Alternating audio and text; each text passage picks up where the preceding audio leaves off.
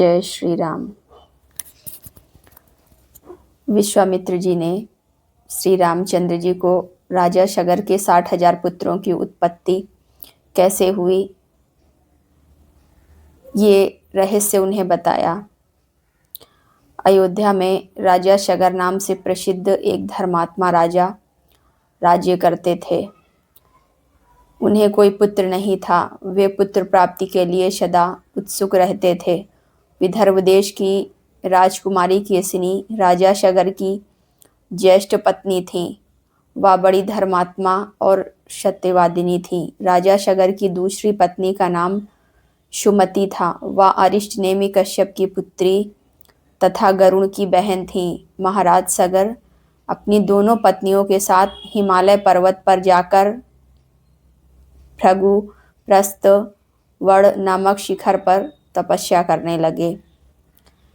जब राजा शगर को तपस्या करते करते 100 वर्ष पूर्ण हो गए तो उनकी तपस्या से प्रसन्न हुए महर्षि भृगु ने राजा शगर को वर दिया, तुम्हें बहुत से पुत्रों की प्राप्ति होगी।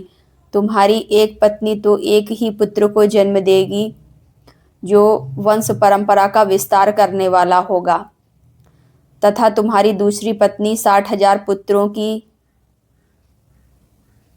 जननी होगी।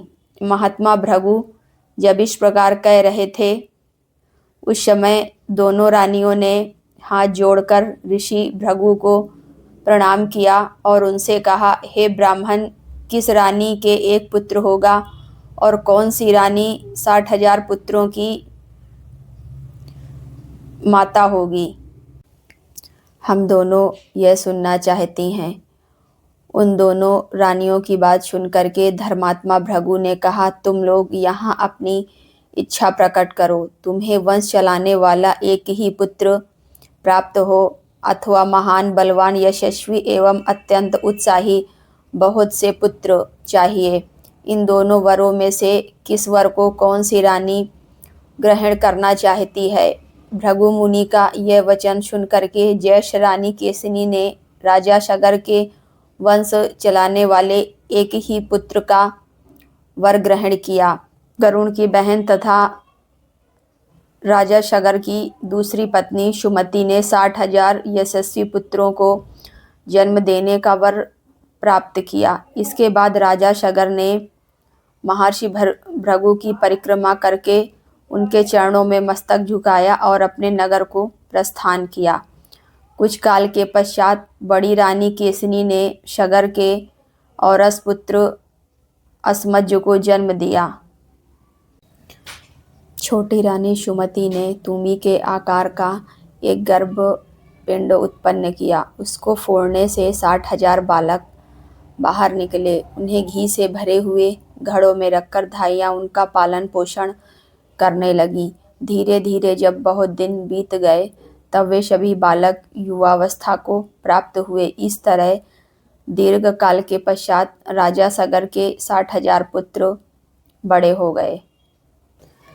राजा शगर का ज्येष्ठ पुत्र अस्मज नगर के बालकों को पकड़कर सरयू के जल में फेंक देता और जब वे बालक डूबने लगते तब उनकी ओर देखकर हंसने लगता। इस प्रकार पापाचार में प्रवृत्त होकर जब वह सत्पुरुषों को पीड़ा देने लगा और नगर के निवासियों का भी अहित करने लगा, तब राजा शगर ने उसे नगर से बाहर निकाल दिया। अस्मज के पुत्र का नाम अंशुमान था। वह बड़ा ही पराक्रमी, सबसे मधुर वचन बोलने वाला तथा सभी लोगों का प्रिय था। कुछ काल के पश्चात महाराज शगर के मन में यह विचार आया कि क्यों न वह यज्ञ करें।